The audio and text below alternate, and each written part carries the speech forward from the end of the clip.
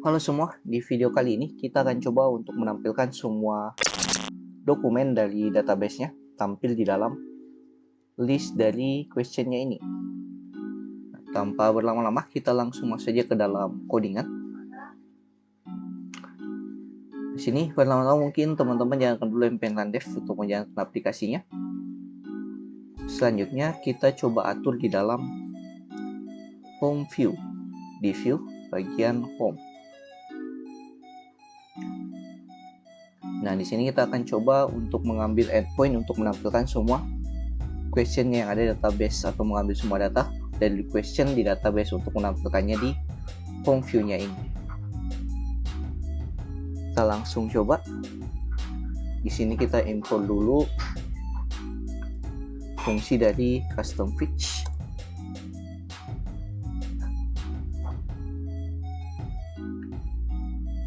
Dan kita buat satu step untuk menampung nilainya.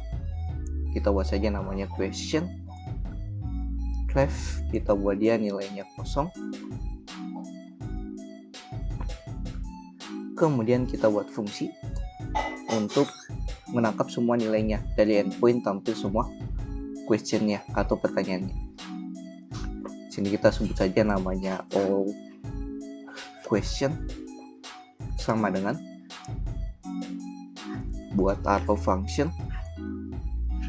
Di sini kita coba gunakan async await untuk mengatasi sinkronus, dan kita gunakan try and catch. Jika terjadi error dalam codingan kita langsung console log saja errornya apa.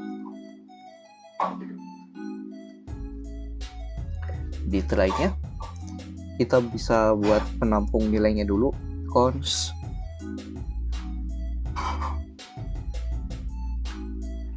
data sama dengan, nah ini kita gunakan destructuring data, dan await panggil custom fetch titik dengan metode get, endpointnya question.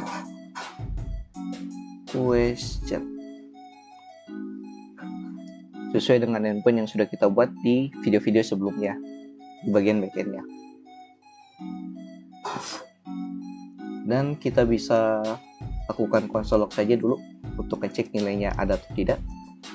Sini kita masuk ke data. Kemudian di sini kita gunakan on mounted.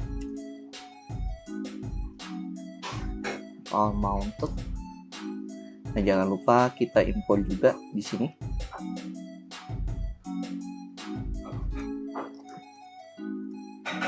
Kita jalankan fungsi all question seperti ini. Ini kita bisa cek dulu nilainya kita dapatkan datanya ini di dalam console log-nya atau tidak. Kita cek, reload, inspect, console. Nah, ini kita dapat nilainya yang berupa objek. Nah, dia masuk dulu ke data. Habis itu dia bisa tampilkan nilai dari pertanyaannya yang ada di database. Ini kita tinggal olah supaya bisa kita tampilkan ke dalam list question-nya ini. Jadi kita tidak gunakan data dummy lagi. Contohnya kategorinya kita akan masukkan ke sini. Kemudian title-nya kita masukkan ke sini. Nah, untuk question-nya kita masukkan ke sini. Nah, dengan kita buat limit datanya 200 kata saja yang tampil. Nah, di sini untuk usernya kita belum buat karena belum ada relasi ke user. Yang ada cuma user ID. Kemudian yang updated add-nya ini kita gunakan fungsi dari created add-nya yang ini. Dan juga di sini ada count vote, kita bisa tampilkan setelah icon like-nya ini. Kita langsung coba eksekusi, masuk lagi ke dalam codingan. Kita masukkan ke sini dulu, kita tampung data yang kita terima. Ini tadi masuk ke data, dan kita tinggal tampung ke question titik value sama dengan data titik data. Kita masuk ke list question yang ada di sini di template kita. Kita coba gunakan satu saja list question karena nanti kita coba looping juga di sini. Kita lakukan if dulu untuk menunggu jika questionnya sudah ada atau sudah tidak bernilai nol. Berarti di sini kita bisa gunakan if question dari state yang sudah kita buat tadi. Kemudian kita coba looping v4 q in question. Jadi kita sebut saja setiap questionnya itu dengan nilai q. Nah, kita kasih key-nya kita ambil dari q id-nya. Setiap id dari questionnya. Nah, di sini kita bisa gunakan props, kita lempar berupa data saja dari question. Setiap objek dari queue-nya. Yang di sini nanti queue-nya ini berupa objek dari setiap question-nya. Kemudian kita coba masuk ke dalam list question di sini. Masuk ke komponen question, list question. Nah, sini kita coba akan ganti yang ada di sini. Kita tidak gunakan data dummy lagi, tapi kita gunakan data yang sudah ada di database-nya. Kita lakukan dulu penggunaan dari props untuk menerima nilainya yang sudah kita lempar di parent-nya ini, yaitu nilai dari datanya ini. Di sini berarti kita bisa cons tampung dulu ke dalam sebuah variable props sama dengan define props berupa objek. Di sini kita ambil props datanya, kemudian kasih type. Nah, tipenya di sini dia berupa objek, dan kita bisa required true, dia harus terisi. Kemudian kita bisa buat untuk format tanggalnya nanti, kita bisa cons di sini, cons date format dari created date-nya tadi yang kita terima. Sama dengan kita bisa kasih parameter data input. Kita kasih parameter dalam fungsinya cons new date sama dengan new date. Kita buat format data tanggalnya menjadi format tanggal dari data inputnya, data input,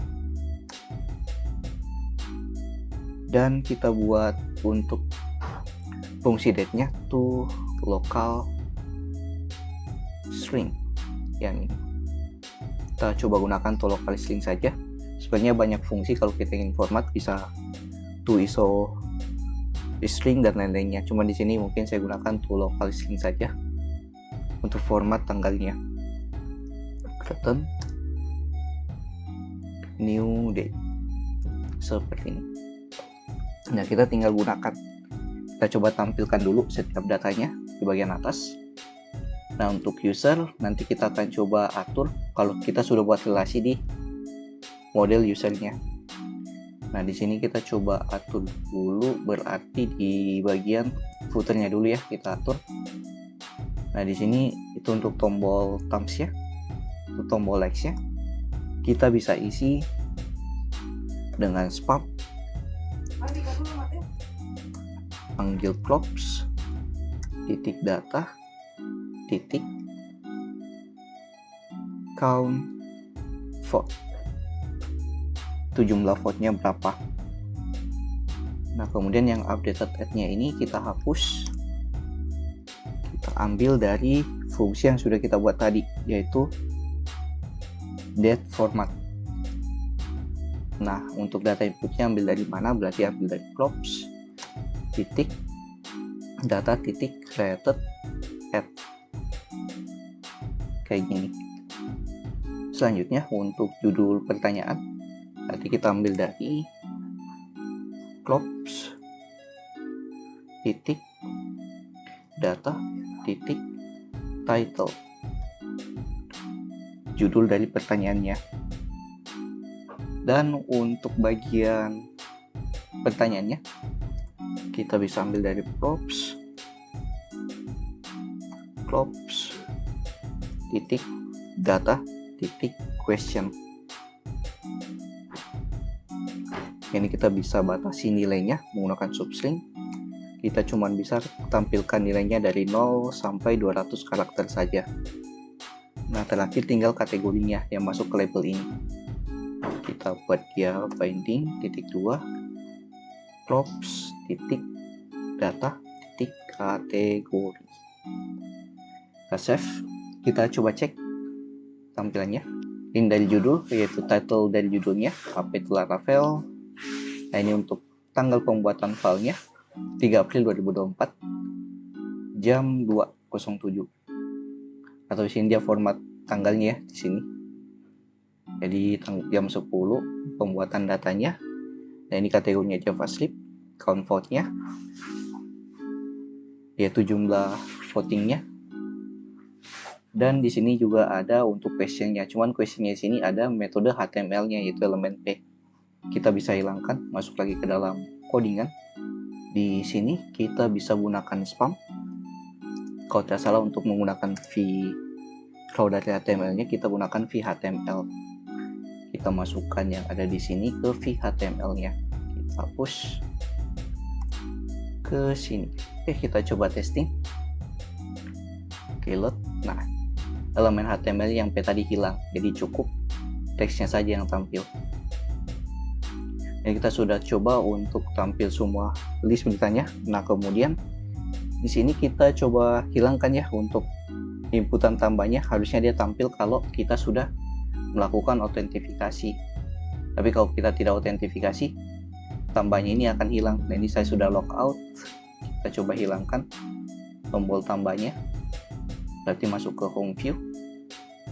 Kita panggil dulu untuk fungsi use out store.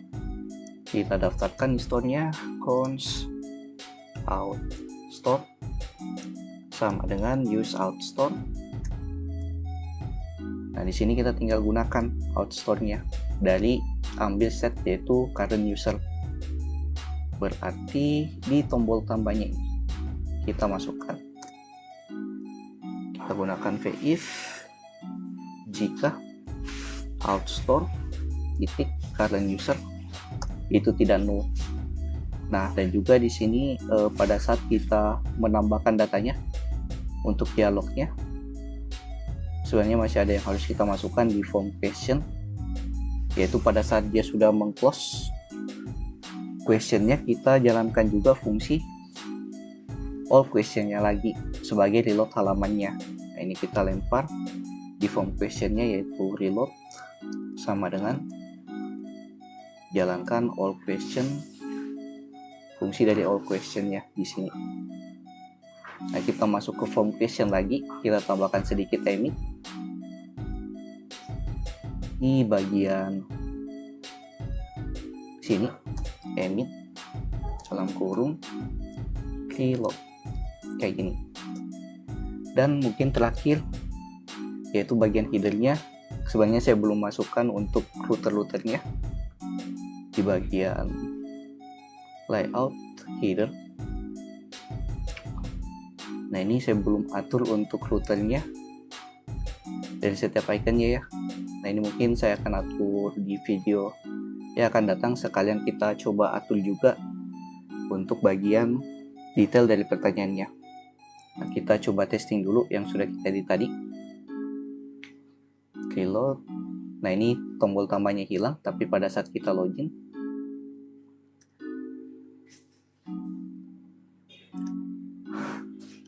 kita masuk ke halaman home-nya yaitu localhost 5173. Ini tombol tambahnya masuk. Kita coba tambah pertanyaan lagi dengan questionnya. Mungkin saya ambil dari text lorem. Ini kita buat apa itu lorem ipsum. Kita coba ambil lumayan banyak karakter di datanya.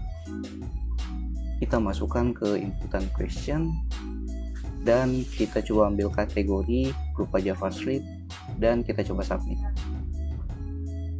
Nah, di sini dia berhasil menutup menutup dialognya dan menampilkan reload ulang dari aplikasinya atau all questionnya ini.